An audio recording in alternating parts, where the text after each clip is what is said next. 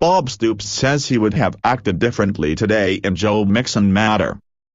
Bob Stoops stands behind the decisions he and his superiors at the University of Oklahoma made 2 years ago regarding the handling of the Joe Mixon situation, but acknowledges that the same situation today would be dealt with more severely.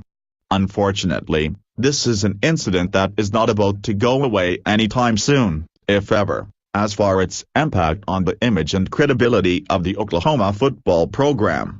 Mixon, the uber-talented running back, receiver and return man for the Sooners, will be moving on, most likely after this season but definitely after 2017. It is quite probable that all the fallout and critical judgment attached to the incident 2.5 years ago, when Mixon was charged with assaulting a female U student, punching her in the face so hard it broke several facial bones, will accelerate his departure from Oklahoma. This would make the upcoming Sugar Bowl game with Auburn his last game as an Oklahoma Sooners. The irony of all of this is that Mixon might be inclined, even encouraged, to separate himself from and the scene of the incident by moving on to the NFL. It is widely speculated, however, that at least half of the NFL teams want nothing to do with the Oklahoma star because of the societal attitude toward people, including star athletes, who commit acts of domestic abuse.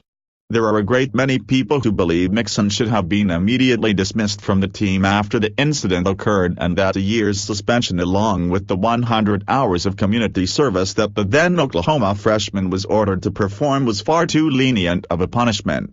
The freshman running back was also barred from participation in any team activities over the time of the 1-year suspension. Some are even theorizing that Mixon was spared from outright dismissal because he was an exceptional talent, a 5-star prospect that the U football program did not want to lose. "Yeah, I understand where people come with that," Bob Stoops said in a press conference on Wednesday in a press conference to respond to the public reaction to release of the video showing the altercation between Mixon and a female student.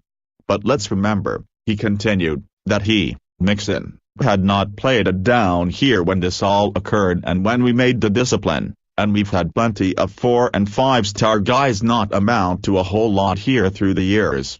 The U head coach did as good a job as could have been expected in stepping forward and responding to the media questions in what can only be characterized as a virtual no-win environment for himself personally and for the University of Oklahoma. What is they always say? Hindsight is 20/20. That is precisely what the takeaway was from the Stoops press conference. Right up front in his remarks, the Oklahoma head coach of 18 seasons said, 2.5 years later, it's fair to say it, the punishment given to Mixon isn't enough. That's the way things have gone in the last 2.5 years. The only thing acceptable anymore, when these kind of acts are committed, is dismissal. We didn't go that route." Stoops does not back down from the decision he made at the time being the operative part of that statement. "We fully expected, when we made our decision in regard to what Joe's discipline would be," Stoops said in Wednesday's press conference, "that the video would be released for the public to see within a week or two within that month. We had no idea it would go this long, and that is out of our hands.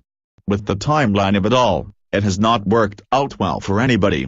Nothing good has come out of this situation for anyone involved. Joe Mixon will have to live with the consequences of his actions for the rest of his life."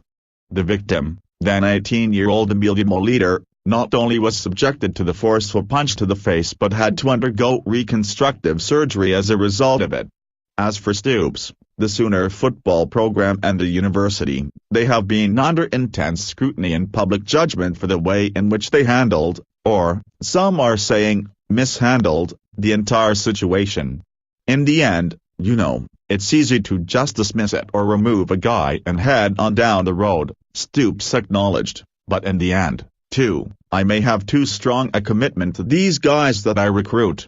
The U head coach reiterated that he always has and always will believe in the players he recruits, and that he believed at the time of the Mixon incident that the young 18-year-old deserved an opportunity to redeem himself and to improve from it and, someday, possibly be forgiven.